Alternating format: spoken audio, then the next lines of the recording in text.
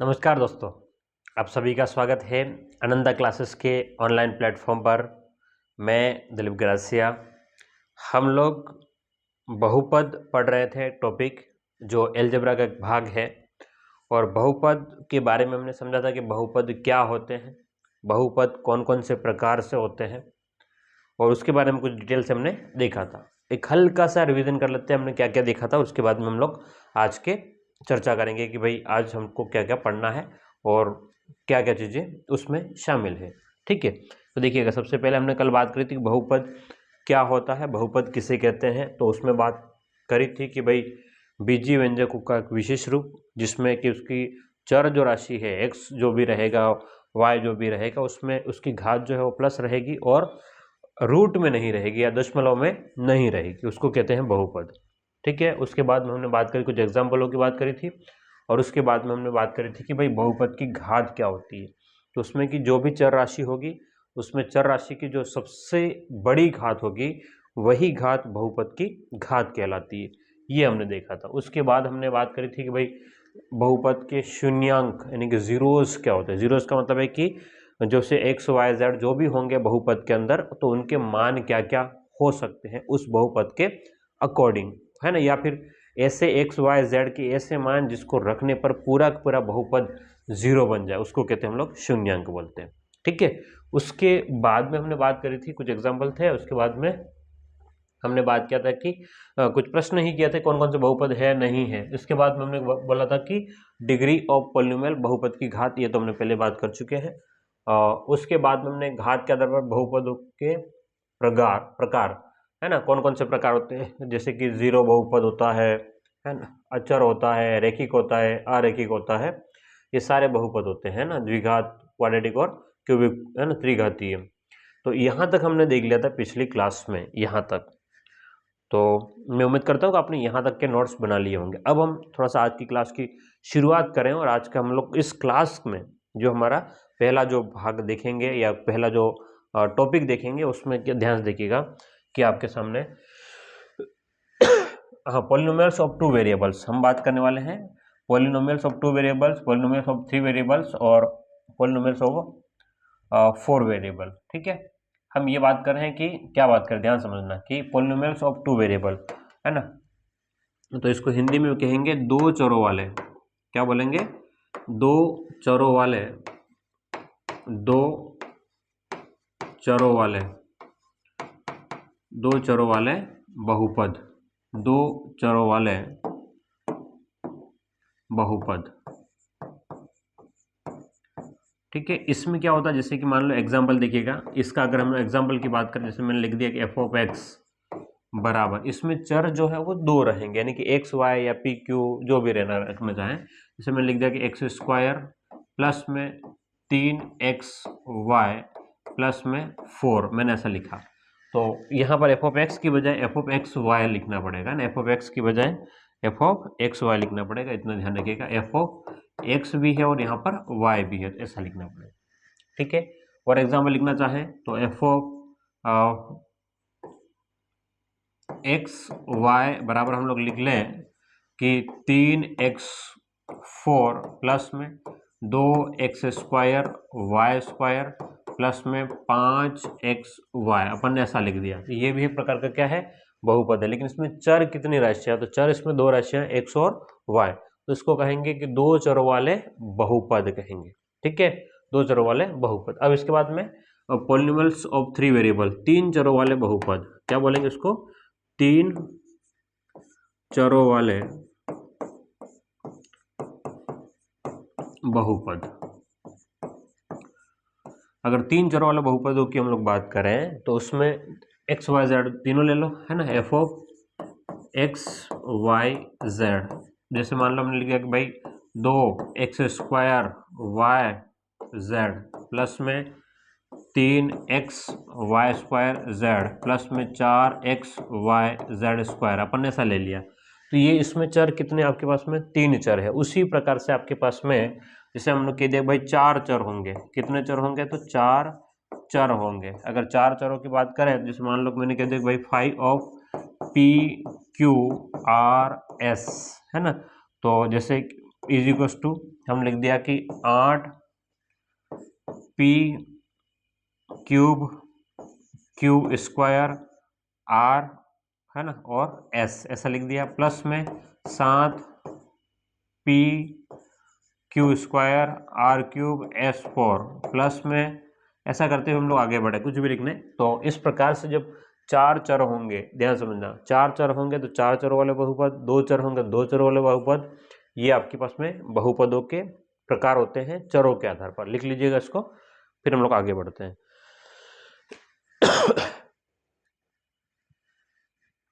ठीक है, ओके, आगे थोड़ा सा बढ़ते हैं और इसके ऊपर और आगे चर्चा करें। कुछ नए टॉपिक की ओर बढ़ेंगे हम लोग आज। ठीक है, एक नए टॉपिक की ओर चलेंगे, लिख लीजिए इसको। हाँ, यहाँ तक तो बहुपदों के प्रकार हो गया। अब बहुपदों में कुछ और चीजें हमें देखने की आवश्यकता है। हाँ, वो देखिएगा। अब हम बात करें, कुछ प्रश्न हैं, थोड़े से प्रश्नों के ऊपर भी चर्चा कर लें ताकि समझने के लिए इजी रहे हमारे लिए।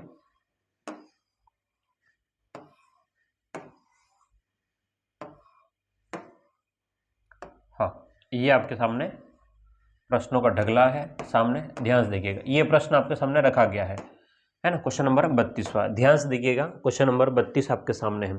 क्या कह रहा है प्रश्न कि यदि p ऑफ x बराबर 1/x क्यूब प्लस 3 हो तो निम्न में से कौन सा सत्य है। अब तक हमने जो पढ़ा है उसके आधार पर हमने कुछ प्रश्न देखने हैं। ठीक है, बाद में और प्रश्न करेंगे, लेकिन अभी कुछ बीच में कुछ प्रश्न देख लेते हैं। क्या कह रहा है कि p ऑफ x एक बहुपदी है जिसकी घात 3 है। p ऑफ x एक बहुपदी है जिसकी घात 1/3 है, और p मतलब x एक व्यंजक है जो बहुपद नहीं है। p ऑफ x ऐसा लिखना है यहाँ पर, p ऑफ x एक व्यंजक है जो बहुपद नहीं है, इस प्रकार से। ठीक है, ये प्रश्न ठीक रहेगा। तो थोड़ा सा वहाँ पर मिसप्रिंट था, एक p नहीं लिखा था, आप देख लेना। तो जब ये प्रश्न है तो इसको हम सोल्व कैसे करेंगे या किसका आंसर कैसे बताएंगे कि भाई क्या एग्जैक्ट आंसर होगा। देखो क्या कह रहा है कि p ऑफ x, क्या कह रहा है कि p ऑफ x एक बहुपदी है ना, मतलब ये जो है एक बहुपद है। ध्यान देखना, मैं वापस इसको अगर लिख दूं यहाँ पर तो हम ये कहना चाह रहे हैं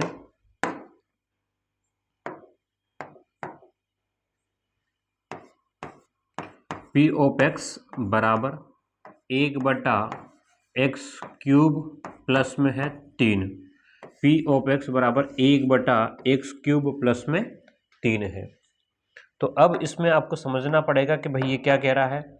ये कह रहा है कि ये एक बहुपद है, p ऑफ x बहुपद है। तो बहुपद होने के लिए दो बातें होनी चाहिए, एक तो घात जो है वो प्लस में होनी चाहिए, और दूसरा है पूर्ण संख्या होनी चाहिए। क्या होना चाहिए?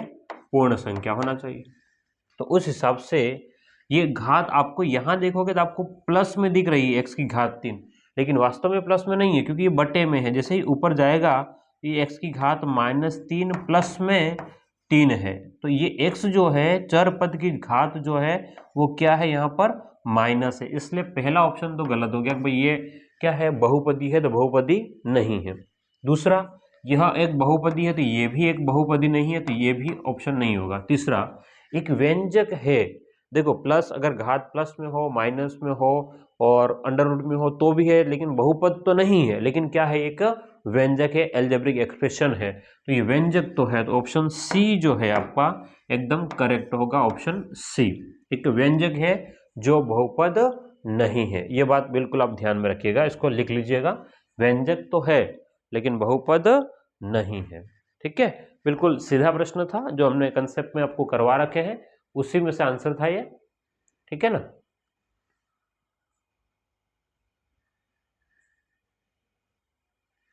चलिए आगे बढ़े, थोड़ा सा और चर्चा करें कुछ प्रश्नों की ओर।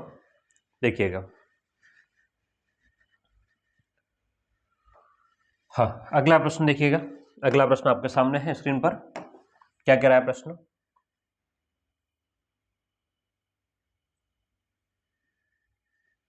X square plus 5x plus 6 का शून्यांक है। X square plus 5x plus 6 का शून्यांक है ना। और दो प्रश्न आपके सामने ही है, दोनों प्रश्न हम लोग सोल्व कर लेंगे एक साथ में। चलिएगा, तो ये प्रश्न हम लोग यहाँ पर रख देते हैं एक बार। तो हाँ, क्या कह रहा है प्रश्न, देखना प्रश्न क्या कह रहा है। है ना। X square plus 5x plus 6 का शून्यांक बताना है, जीरोस बताना है कि भाई इसका जीरोस क्या होगा। तो इसका जीरोस जो है वो सिंपल तरीके से फाइंड आउट किया जाता है, लेकिन अभी गुणनखंड टॉपिक हमने पढ़ा नहीं है ना। ये और ये गुणनखंड में भी ये द्विघात समीकरण है, मैं इसको सॉल्व करता हूँ। ठीक है, आपके सामने ध्यान देखिएगा। क्वेश्चन 33वां हम लोग पहले सॉल्व कर रहे हैं, क्वेश्चन नंबर 33 देखिएगा। क्वेश्चन नंबर 33 है ना। 33 हम लोग क्या कह रहे हैं क्वेश्चन, देखो कि एक्स स्क्वायर प्लस में 5x प्लस में 6, ये आपके पास में प्रश्न है। एक्स स्क्वायर प्लस में 5x प्लस 6 का शून्यांक निकालना है। तो ये जो भी रहेगा इसके बराबर में आपको जीरो रखना पड़ेगा, इसके बराबर में क्या रखना पड़ेगा, जीरो। अब हम क्या करते हैं कि पहले का इसके गुणांक का पहला, यहाँ जो कुछ भी होगा उसके गुणांक का लास्ट में गुणा करके देखते हैं, है ना। एक्स स्क्वायर का गुणांक क्या है, 1। एक्स स्क्वायर का गुणांक क्या है, एक्स स्क्वायर के साथ में 1 है, 1 का गुणा 6 में करके देखेंगे, 1 का गुणा 6 में करेंगे तो 6 आएगा। अब हम देखेंगे कि इस 5 का टुकड़े कैसे कर सकते हैं। 5 के टुकड़े ऐसे करना है कि गुणा करने पर क्या आ जाए, 6 आ जाए। तो 5 के टुकड़े क्या हो जाएंगे, 3 और 2। जब गुणा करेंगे इन दोनों का, क्या करेंगे, गुणा करेंगे तो 3 दूनी कितना बन जाएगा, 6 बन जाएगा, और जोड़ेंगे तो 5 बन जाएगा। ठीक है, तो अब इस प्रकार से हमारे पास में ये जो निकल के आया है, इसको हम क्या करते हैं, ध्यान देखिएगा, टुकड़ा कर लेते हैं। क्या टुकड़ा करें, एक्स स्क्वायर प्लस 5x का, देखो 5x का टुकड़ा है आपके पास में 3x प्लस में 2x, 3x प्लस में 2x, ठीक है, 3x प्लस में 2x प्लस में 6 बराबर 0। तो इन दोनों को ले ले पहले और फिर इन दोनों को ले ले। तो ये इन दोनों से कॉमन क्या हो गया, x कॉमन हो गया, इन दोनों में से x कॉमन हो गया। ठीक है, जैसे ही x कॉमन हो गया आपके पास बच गया x प्लस में इधर 3 प्लस यहाँ पर 2 को कॉमन ले लिया तो इधर x प्लस में हो गया 3 बराबर 0। x प्लस 3 यहाँ पर भी, x प्लस 3 यहाँ पर भी है, तो x प्लस 3 मैंने फिर से कॉमन ले लिया, अंदर रह गया मेरे पास में x ये वाला और 2 ये, x प्लस 2। इसका मतलब है कि ये या तो x प्लस 3 0 के बराबर है या फिर x प्लस 2 0 के बराबर है। ठीक है, इन बात को समझ लेना। हाँ, क्या कह रहा हूं मैं, या तो x प्लस 3 0 के बराबर होगा, तो x प्लस 3 बराबर 0, तो यहाँ पर x बराबर होगा माइनस का 3, x बराबर माइनस का 3 होगा। और क्या होगा कि x प्लस 2 बराबर भी है 0, तो x बराबर है माइनस का 2, x बराबर है माइनस का 2। तो अब आपके पास में x बराबर माइनस का 2, तो अब ऑप्शन में क्या कह रहा है, देखो ध्यान से, x square plus 5x plus 6 का शून्यांक है, क्वेश्चन नंबर 33। तो x बराबर एक तो 0, 1, 2 और -2। तो ऑप्शन क्या है, -3 तो नहीं है, -2 है। तो आंसर क्या हो जाएगा आपका, x बराबर माइनस का 2 एकदम करेक्ट आंसर होगा। लिख लो इसको, फिर हम लोग अगला प्रश्न भी सॉल्व करेंगे इसी के साथ में, इसको लिखिएगा।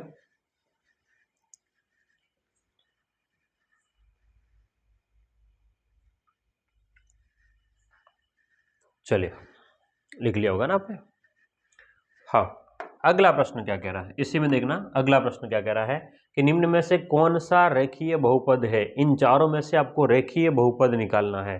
तो देखो ध्यान से, आपके पास में ये तो बहुपद ही नहीं है ना, ये तो बहुपद ही नहीं है। क्यों नहीं है, क्योंकि ये x जो है वो बटे में आ गया, इसलिए बहुपद ही नहीं है। तो रेखीय बहुपद की तो बात है, पहले तो बहुपद ही नहीं है।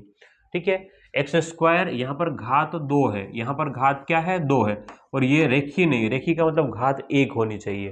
बोलो, रेखी का क्या मतलब है, घात 1 होनी चाहिए।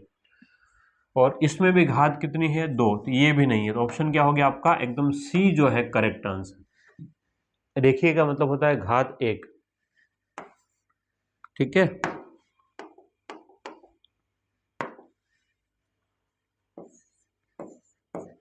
रेखीय बहुपद, रेखीय बहुपद का मतलब होता है चर राशि की घात 1 होती है, चर राशि की घात 1 हो।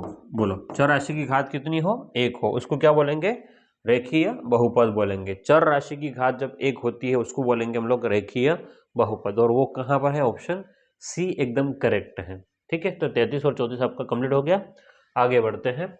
हाँ, निम्न में से कौन सा रेखीय बहुपद है? अगला प्रश्न भी उसी टाइप से है। ठीक है, इसको काटने की आवश्यकता है नहीं वैसे। ओ माय गॉड, गड़बड़ हो गया है। रेखीय बहुपद नहीं है ऐसा लिखना था। निम्न में से कौन सा रेखीय बहुपद नहीं है ना, इसको कर लेना नहीं है ना, है तो सब आ जाएंगे। निम्न में से कौन सा रेखीय बहुपद नहीं है, इसको सॉल्व करने की कोशिश कीजिएगा। इसको सॉल्व करने की कोशिश करो, अगर आ जाए तो ठीक बात है, नहीं तो हम बता ही देंगे। निम्न में से कौन सा रेखीय बहुपद नहीं है? देखो सरल सी बात है कि भाई रेखीय बहुपद नहीं है, इसका मतलब है कि पहले बहुपद को चेक करें, है ना। अच्छा, रेखीय बहुपद है x+8, ये भी ठीक है, ये भी ठीक है। वो मामला गड़बड़ हो गया ना। ठीक है, तो दोनों को चेक कर लेते हैं, कोई दिक्कत वाली बात नहीं है। देखो नहीं है तो ये तो आपके पास में देखो ध्यान से x+7 है ना, x+7 जो है ये तो आपके पास में रेखीय बहुपद है। ठीक है, ये रेखीय बहुपद है। ठीक है, अगला x-8 ये भी आपका रेखीय बहुपद है, ये भी आपका क्या है, रेखीय बहुपद है। ठीक, अब आगे बात करें, आपके पास में ऑप्शन ए तो है, बी भी है। अगर सी की बात करें तो 1/x प्लस में √3x, तो आप ध्यान से देखेंगे तो ये x जो बटे में है इसलिए इसको कहेंगे बहुपद ही नहीं है, बहुपद ही नहीं है। जब बहुपद नहीं है तो रेखीय अरेखीय तो बात दूर की बात है, तो ये नहीं होगा। ठीक है, उसके बाद में बहुपद ही नहीं है। ठीक है, और x की घात 2/3, तो ये भी आपके पास में क्या है, रेखीय बहुपद नहीं, मतलब ये भी बहुपद नहीं है, ये भी बहुपद नहीं है। अब तो इसका मतलब क्या हो गया, आपके पास में निम्न में से कौन सा बहुपद नहीं है, तो ये भी नहीं है ना। सी वाला ऑप्शन भी सही है, डी वाला भी सही है। ठीक है, वो गलती से कहीं टाइपिंग मिस्टेक हो गई है, कोई दिक्कत नहीं है, समझ रहे हैं तो आपको नंबर तो नहीं मिल रहे हैं, तो इस बात को समझना कि भाई किसको बहुपद माना जाएगा किसको नहीं। ये रेखीय बहुपद है पहला वाला, दूसरा वाला भी रेखीय बहुपद है, तीसरा तो बहुपद ही नहीं क्योंकि बटे में x चला गया, चौथा वाला भी इसके x की घात में 2/3 है, इसलिए ये भी बहुपद नहीं है। ठीक है, तो उम्मीद करता हूँ आपको ये समझ में आ गया होगा, यहाँ तक कंसेप्ट बिल्कुल क्लियर होगा। ठीक है, अभी हम बहुपदों के प्रकार के ऊपर प्रश्न बात कर रहे हैं, आगे बढ़े। अगला प्रश्न, 7x+6 का शून्यांक है, 7x+6 का शून्यांक क्या होगा, ये प्रश्न हमसे पूछा गया है। इसका शून्यांक निकालना है, बड़ा आसान सा है, सरल सा है। शून्यांक का मतलब होता है कि x का ऐसा मान जिसको रखने पर, बोलो क्या, x का ऐसा मान जिसको रखने पर पूरे के पूरे बहुपद का मान 0 हो जाए। बोलिएगा क्या, x का ऐसा मान जिसको रखने पर पूरे के पूरे बहुपद का मान क्या हो जाए, 0 हो जाए, तो उसको हम लोग कहेंगे बहुपद का शून्यांक। उस कंडीशन पर हमको क्या करना पड़ेगा, जो भी आपको बहुपद दिया गया है, जो भी बहुपद दिया गया है उसको 0 के बराबर रखना है। तो यहाँ पर आपके पास में ध्यान से देखें तो 7x प्लस में 6 है, उसके बराबर हम लोग 0 रख लेंगे। 7x प्लस में 6 के बराबर हम क्या रखेंगे, 0 रखेंगे। तो यहाँ से 7x बराबर -6 हो जाएगा, तो x बराबर -6/7। बोलो x बराबर कितना, -6/7 जो है वही आपके बहुपद का क्या है, बोलो शून्यांक है। तो ये तो है नहीं माइनस का, अच्छा ये तो लिखने में गड़बड़ी हो गया, यहाँ पर क्या है, इसको करेक्शन कर लीजिएगा, -6/7, 2/7 नहीं, -6/7। ठीक है, तो ये आपका आंसर बन जाएगा। चिंता नहीं करना, टाइपिंग मिस्टेक हो सकती है क्योंकि जल्दबाजी में प्रश्न टाइप होते हैं, क्रॉस चेक नहीं हो पाता, तो ऐसा हो सकता है। ठीक है, पर गलत नहीं पढ़ाया जाएगा आपको। अगले प्रश्न की ओर चले। हाँ, f(x) कौन सा बहुपद है, आपसे पूछा गया भाई ये बहुपद जो है वो कौन सा बहुपद है ना। तो ध्यान देखिएगा कि रेखिक बहुपद है क्या, नहीं, रेखिक नहीं है। रेखिक होने के लिए कम से कम x होना चाहिए, और x में भी घात, ठीक है, x में भी घात कितनी होनी चाहिए, 1 होनी चाहिए। तो रेखिक तो नहीं है, रेखिक तो बहुपद नहीं है। तो फिर रेखिक तो गया, फिर कौन सा, नियतांक, नियतांक के लिए कुछ ना कुछ मतलब 1 2 3 4 से कुछ संख्या ये भी नहीं होना चाहिए। आपके पास में ये कौन सा है, शून्य बहुपद है। बोलो क्या है, शून्य बहुपद, और इसकी घात अनिर्धारित होती है। शून्य बहुपद की घात जो है वो क्या होती है, आपकी अनिर्धारित होती है। ठीक है, हाँ, अब हम बात करने वाले हैं रिमाइंडर थ्योरम की बात करने वाले हैं, या शेषफल प्रमेय की बात करने वाले हैं। शेषफल प्रमेय क्या है, मतलब आप लोग पहले पढ़ चुके होंगे स्कूलों में। शेषफल प्रमेय, रिमाइंडर थ्योरम, हाँ पढ़ चुके होंगे। अगर नहीं याद है अलग बात है, बाकी शेषफल प्रमेय हम लोग पढ़ चुके हैं। ठीक है, शेषफल प्रमेय में हम लोगों ने, अगर मान लो कुछ एक हम ऐसा कहते हैं कि कोई संख्यक न्यूमेरिकल वैल्यू को देखें, जैसे मान लो कि 7 में, अगर हम 7 में भाग लगाएं, बोलो क्या हो रहा है ये, हाँ जी देखिएगा, अगर हम ऐसा करें कि 7 में भाग लगाएं 3 का, 3 के बजाय इसको 7 की जगह चेंज कर लेते हैं, थोड़ा सा और संख्या ले लेते हैं, 5। चलो ठीक है, 5 में भाग लगाएं 3 का। अगर 5 में हम लोग 3 का भाग लगा रहे हैं, 5 में किसका भाग लगा रहे हैं, 3 का, तो ये 5 की बजाय और संख्या ले लो 11। ठीक है, अब ठीक है, तो 11 में हमें भाग लगाना है 3 का। ध्यान समझिएगा, एक फॉर्मूला बना रहे हैं हम। तो 3 तिया 9, 3 तिया 9, कितना बच गया, 2। ठीक है, तो अब यहाँ से देखना, यहाँ पर कि आपके पास में जिसका भाग लगाया है इसको हम लोग बोलते हैं भाजक। बोलो क्या बोलते हैं, भाजक। और जिसमें लगाते हैं उसको बोलते हैं भाज्य। क्या बोलते हैं, भाज्य। जिस जो आता है उसको बोलते हैं भागफल। बोलो क्या बोलते हैं, भागफल। और जो बचता है वो हमारे पास में शेषफल है। बोलो क्या है, शेषफल। तो अब इन सब का आपस में जो संबंध होता है वो शेषफल प्रमेय है। इन सब का आपस में जो संबंध होता है वही क्या है, आपकी शेषफल प्रमेय। तो हम ये कह रहे हैं कि भाई अगर ये 11 बना तो कैसे बना, तो 3 का गुणा 6 में, 2 में हुआ, 3 दूनी 6, 6 आपके, या ऐसा कर दो कि इस 3 का गुणा 3 में, 3 तिया 9 और 2 11 हुआ है ना। तो आप देखो ध्यान से, ऐसे ये 11 जो है वो इस प्रकार से बना है, 11 जो है वो इस प्रकार से बना है कि 3 का गुणा 3 में हुआ है और प्लस में क्या है, 2। देखो यही तो हुआ है, ध्यान से आप देखेंगे तो ये जो है इसका गुणा 3 का गुणा 3 में 3 तिया 9, और जो बच गया उसको दो प्लस में 2। तो अब ये 11 जो है इसको हम लोग बोलते हैं भाज्य। 11 को क्या बोलते हैं, भाज्य, बराबर पहला 3 भाजक। पहला 3 क्या है, भाजक। अगला 3 जो है वो क्या है, भागफल, है ना। और उसके बाद में जो आपके पास में लास्ट में जो है वो क्या है, आपका शेषफल। तो ये शेषफल प्रमेय की एक फॉर्मूला होता है रिमाइंडर थ्योरम का, आपको ध्यान में रखना है, एग्जाम में पूछ सकते हैं, है ना। भाज्य बराबर क्या हो जाएगा, तो भाज्य बराबर आपके पास में भाजक इंटू भागफल प्लस में शेषफल जो होता है, यही आपके पास में शेषफल प्रमेय होती है। लिख लीजिएगा इसको, हम लोग आगे बढ़ते हैं।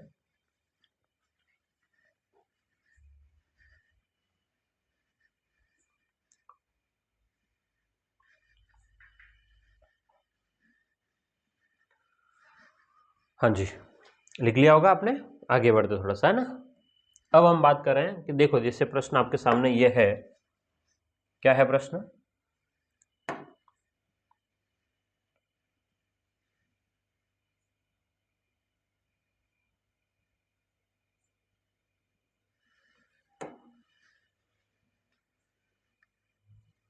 देखो प्रश्न ये है कि 2x² प्लस 3x प्लस 1 को x प्लस 2 से भाग देने पर शेषफल क्या प्राप्त होगा। अब ये बहुपद है और बहुपद में हमको x प्लस 2 से भाग देना है। एक दो विधियां इसको, है ना। एक बार हम लोग इसको कंसेप्ट समझेंगे, फिर इसी का कुछ जुगाड़ देखेंगे। ठीक है, एक बार तो हम लोग क्या समझेंगे, इसका कंसेप्ट, और फिर बाद में इसी का हम लोग कुछ जुगाड़ करेंगे। ठीक है, बात को समझना, एक बार तो कंसेप्ट और अगली बार में इसका जुगाड़। तो भाग लगा के देखें सबसे पहले, है ना। कि 2x² प्लस 3x प्लस 1 को, किसको, 2x², 2x², देखिएगा 2x², इसको और मोटा करने की आवश्यकता है पेन को, 2x² प्लस में 3x प्लस में 1, इसमें भाग लगाना है। भाग किसका लगाना है? x plus 2। ठीक है, भाग लगाएंगे तो शेषफल क्या मिलने वाला है उसकी बात करें। अगर भाग लगाएं, ध्यान देखना कि x प्लस 2 का भाग मुझे लगाना है इसमें, तो हमने बचपन में इसको सीखा है 7वीं 9वीं 10वीं क्लासों में कि मुझे यहाँ पर कितना है, ध्यान देखना इधर कि हमारे पास में इस वाले में यहाँ देखना 2x स्क्वायर और यहाँ पर कितना है, केवल x है। तो मुझे यहाँ पर 2x स्क्वायर बनाना है, x प्लस 2, मतलब इसको मुझे 2x स्क्वायर बनाना पड़ेगा। इसके साथ में मैं किसका गुणा कर लूँगा? इस वाले x के साथ में मैं किसका गुणा करूँ? अगर केवल x का गुणा करूँगा तो x स्क्वायर है, लेकिन मुझे यहाँ पर 2x स्क्वायर चाहिए, तो मैं यहाँ पर 2 और x का गुणा करूँ। तो जैसे ही गुणा करूँ, 2 का गुणा 2 में करना पड़ेगा, इधर भी करना पड़ेगा और इधर भी करना। 2 का गुणा यहाँ पर करेंगे 2x स्क्वायर, प्लस में 2 का गुणा 2 में तो 4x। मैंने क्या किसका गुणा किया था? यहाँ पर 2x का गुणा किया था। तो यहाँ पर मेरे पास में बनेगा 2x। ठीक है, तो इधर मैं लिख दूंगा 2x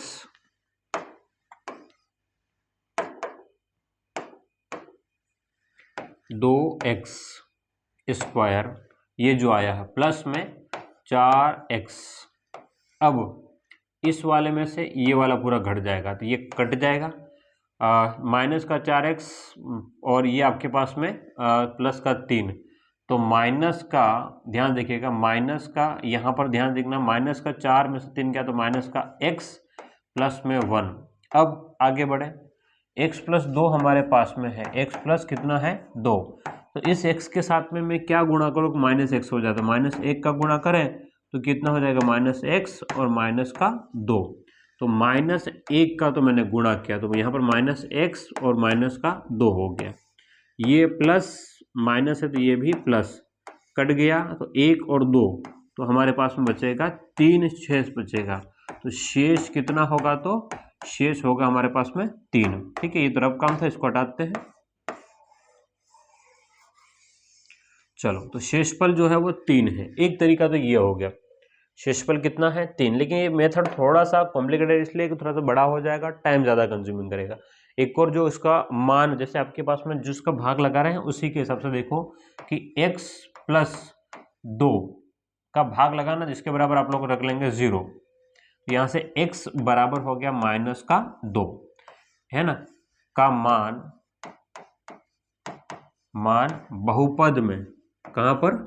बहुपद में रखने पर, ये जो मान है वो बहुपद में रखते हैं। अब जैसे ही बहुपद में रखेंगे, बहुपद हमारे पास में क्या है?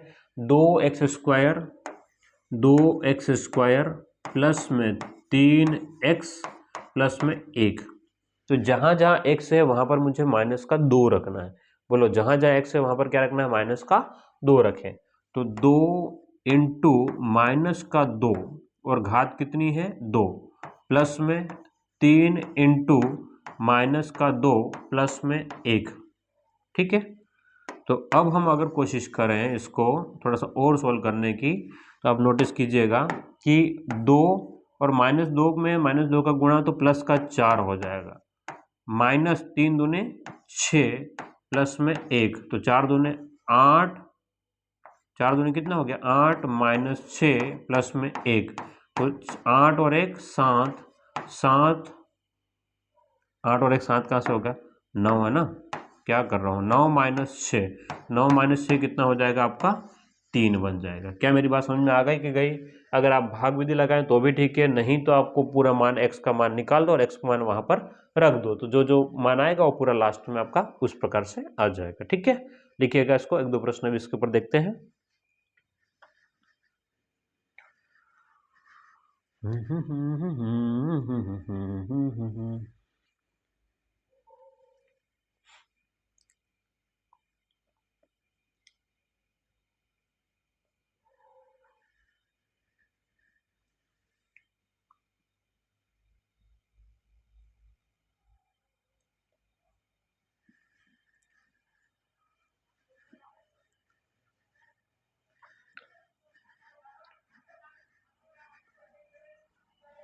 चलिएगा, अगले प्रश्न की बात करें।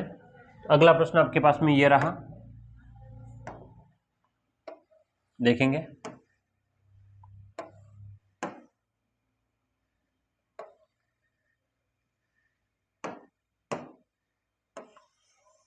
हाँ, क्या है प्रश्न कि 3x² + 10x + 9 को x + 2 से भाग देने पर शेषफल क्या होगा। ठीक है, क्या कह रहे हैं कि 3x² + 10x + 9 को x + 2 से भाग लगाने पर शेषफल क्या मिलने वाला है। ठीक है, तो अगर आप नोटिस करेंगे इस बात को तो हम यहाँ देखेंगे, एक तो पूरा भाग विधि वाला तरीका लगाना है, अगर आप चाहें तो उस विधि को अप्लाई कर सकते हो पूरा भाग, लेकिन एग्जाम में हमें आवश्यकता नहीं रहेगी। तो हम लोग क्या करते हैं कि x + 2 से भाग लगाना है तो हम लोग x + 2 के बराबर रखते हैं 0। तो यहाँ से x बराबर हो गया -2, x बराबर कितना हो गया -2 हो गया। अब x बराबर -2 जो हुआ है उसको जो बहुपद है, बहुपद क्या है, बहुपद हमारे पास में है 3x², बहुपद क्या है बोलो, बहुपद है हमारे पास में 3x² प्लस में 10x प्लस में 9, 3x² प्लस में 10x प्लस में 9, ये बहुपद है।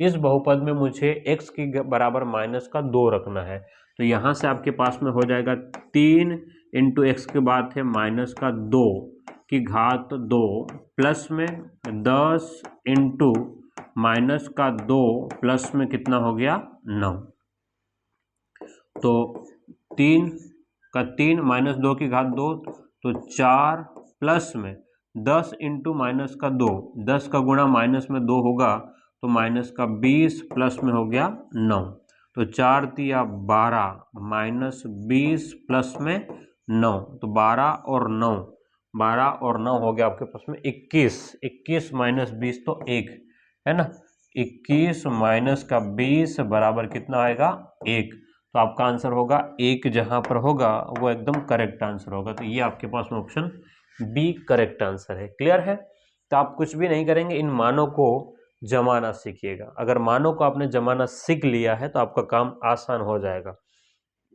जिसका भी भाग लगाएंगे उसको 0 के बराबर रख करके उसका मान निकालो और इस पूरे समीकरण में रख देना है। ठीक है, इस प्रोसेस को आप फॉलो कीजिएगा, प्रश्न आपके सोल्व हो जाएंगे, डरना नहीं है आपको, है ना। ठीक है, चलो आगे बढ़े।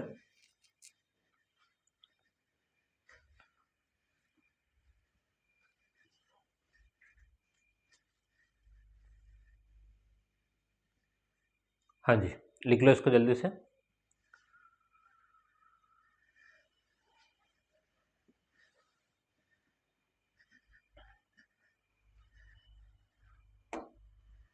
हाँ, अगला प्रश्न 4x² - 5x + 7 को x - 2 से भाग लगाने पर शेषफल क्या बचेगा। लगभग सेम वही प्रश्न है, उसी पैटर्न का है। ओके, तो हम इसके ऊपर चर्चा कर लें, थोड़ा सा देखते जाएं।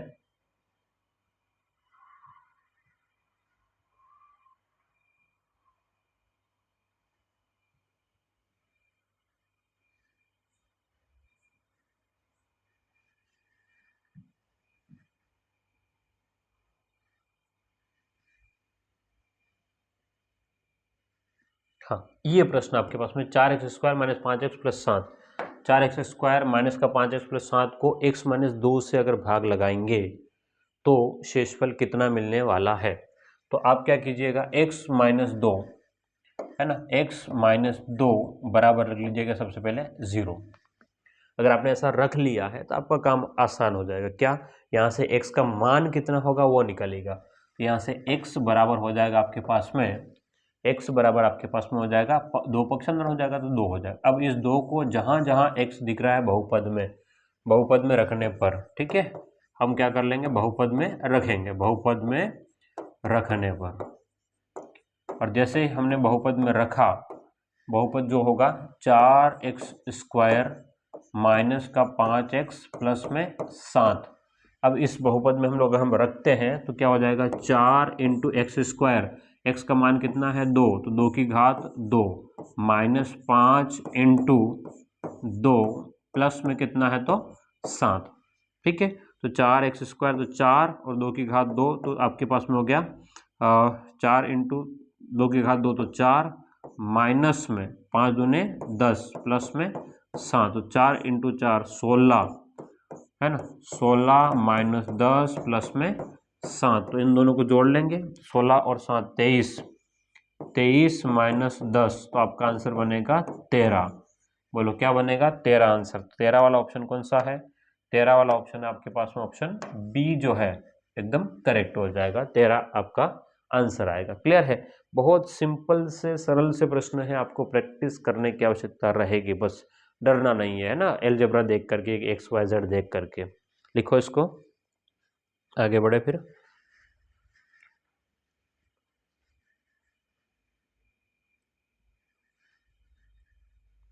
हाँ जी, अगले प्रश्न की ओर चलें। ठीक है, एक आध प्रश्न मैं आपके लिए भी छोड़ूं। ओके, एक मिनट शेषफल, हाँ ये प्रश्न मैं आपके लिए छोड़ रहा हूँ, इस प्रश्न को आप लोग खुद सॉल्व कीजिएगा और मुझे इसका आंसर कमेंट बॉक्स में देना है। ठीक है, क्या करना है आपको? इसका आंसर जो है वो मुझे कमेंट बॉक्स में देंगे कि सर इसका आंसर ये आ रहा है। क्या करेंगे? इसका आंसर ये आ रहा है, ऐसा मुझे आप कमेंट बॉक्स में आंसर देंगे।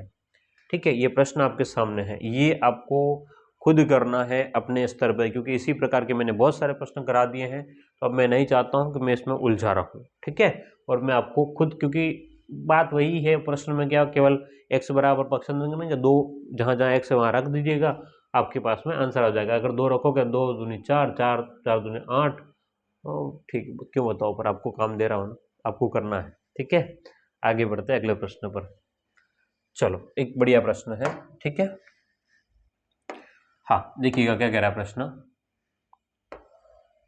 प्रश्न क्या कह रहा है, इसके ऊपर चर्चा की जाए, ये बढ़िया है ना। जहाँ टाइम नहीं खराब करना वहाँ नहीं करना है, जहाँ करना वहाँ करना है। हाँ, क्या कह रहा है प्रश्न कि 2x² प्लस के एक्स माइनस 3 को x प्लस 2 से भाग देने पर शेषफल 0 प्राप्त होता है, तो k का मान क्या होगा? मतलब ये कह रहा है कि भाई x प्लस 2 का पूरा पूरा भाग जाता है, x प्लस 2 का पूरा पूरा भाग जाता है, तो आप तो मुझे बता दीजिएगा कि k का मान क्या होगा। तो कुछ नहीं करना आपको, यहाँ पर पूरे समीकरण में यहाँ पर क्या करना है कि x प्लस 2 बराबर क्या रखिएगा? 0। सबसे पहले तो x बराबर आ गया आपका पास में -2, अब x बराबर -2 रख दीजिएगा। समीकरण है ना बहुपद 2x² प्लस के x माइनस 3 में x का मान रखने पर, x का मान रखने पर, ठीक है, x का मान रखने पर, अगर ये बहुपद है, इसमें x का मान अगर रखें तो क्या हो जाएगा? 2, और x का मान कितना? -2, तो -2 की घात 2 प्लस में k इंटू यहाँ पर कितना हो जाएगा आपके पास में? -2 प्लस का नहीं, -3। ठीक है, तो अगर आप मान रखेंगे यहाँ पर तो इसको सोल्व करेंगे, -2 का स्क्वायर प्लस का 4, 2 इंटू 4 -2k माइनस में 2k माइनस में 3 बराबर 0 रख लेना। ठीक है, तो यहाँ से आप बराबर 0 लिख लीजिएगा। 8 माइनस 2k माइनस 3 बराबर 0, तो 8 माइनस 3 5 हो गया, तो 5 माइनस 2k बराबर 0 हो गया। 5 माइनस 2k बराबर 0, तो यहाँ से 2k माइनस का 2k बराबर -5 हो जाएगा, -2k बराबर -5।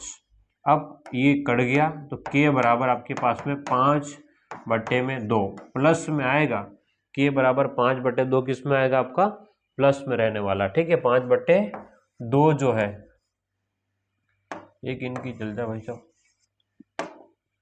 k बराबर 5/2, ये आपका आंसर बनेगा। और 5/2 कहाँ पर है? ऑप्शन डी एकदम करेक्ट आंसर हो जाएगा, k का मान 5/2 बनेगा। ठीक है, मतलब एक सरल सी सिंपल सी बातें हैं, कोई ऐसा उलझने वाला काम नहीं है। आपको मान जो कह रहा है उसको रखते जाओ, जमा दे जाओ प्रश्न को। ठीक है, उसी प्रकार से आगे हम लोग बढ़े तो लगभग सेम प्रश्न है ना, लगभग इसी प्रकार का प्रश्न है। आप खुद भी सोल्व कर सकते हैं, वीडियो को पॉज कीजिएगा और एक बार सोल्व करने की कोशिश करो, ठीक है। हाँ, देखिएगा प्रश्न आपके सामने है। यदि बहुपद x square minus 3x minus के एक्स प्लस 1 से पूर्णतः विभाजित है तो के का मान क्या होगा। तो अब आपको वही चीज करनी है, वापस से कुछ नया नहीं करना है। इसमें क्या करना है, देखो कि x प्लस 1 बराबर 0 रख लो। सबसे पहले x प्लस 1 बराबर 0, तो x बराबर आपके पास में हो गया माइनस का 1। x बराबर माइनस 1 को बहुपद में रखने पर, बहुपद में रखने पर, तो बहुपद में अगर हम लोग रखें, है ना, बहुपद में रखने पर अगर बहुपद में रख रहे हैं तो यहाँ से क्या हो जाएगा कि x square minus 3x minus के बराबर 0 आना चाहिए। तो यहाँ से माइनस 1 की घात 2 माइनस 3 इंटू माइनस 1 माइनस के बराबर 0। माइनस 1 में 1 का गुणा करेंगे तो प्लस का 1 माइनस माइनस प्लस का 3 माइनस के बराबर 0। तो 4 माइनस के बराबर 0, तो के बराबर आपके पास में हो गया, भाई इसको उधर भेज देंगे तो 4 इधर आ जाएगा, के बराबर 4 आंसर बनेगा। तो के बराबर 4 ऑप्शन बी एकदम करेक्ट आंसर है, ठीक है। तो ये प्रश्न हो गए हैं आपके। अब एक दो प्रश्न मैं आपके लिए छोड़ता हूं, ये तो प्रश्न ही नहीं है ना। हाँ, ये जो है ठीक, तो अब 2 प्रश्न ये तो मेरे को ही करवाने पड़ेंगे।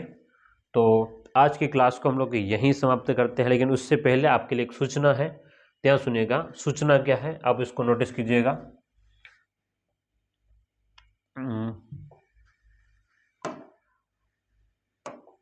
हाँ, सूचना की जब हम बात करें तो आपको नोटिस करना है कि भाई सूचना क्या है।